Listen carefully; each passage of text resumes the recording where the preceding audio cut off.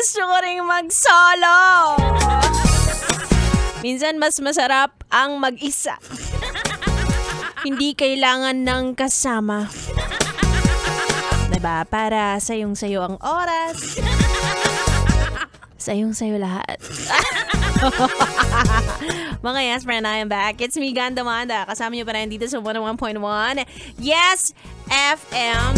Ikaw, yes, friend, habang tumatanda ka, napapansin mo ba na parang ayaw mo nang makipag-usap sa ibang tao?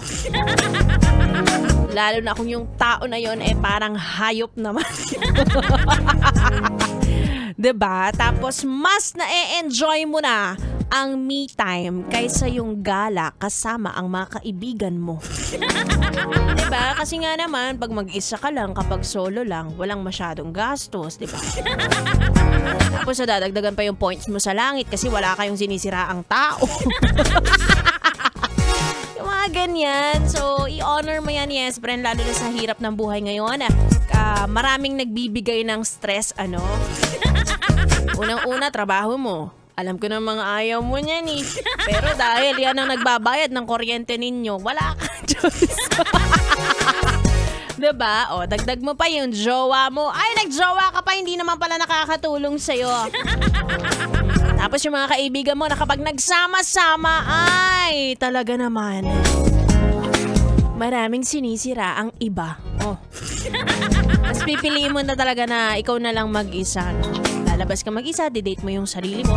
Dati kasi ang tingin ng mga tao dyan, kawawa sila. Pero ngayon, kapag natutunan mo na magkaroon ng peace of mind nang hindi mo kailangan ng ibang tao, ay nako, panalong panalo ka na. Ikaw na ang pinakamayamang tao sa buong mundo. Take it from me, huh?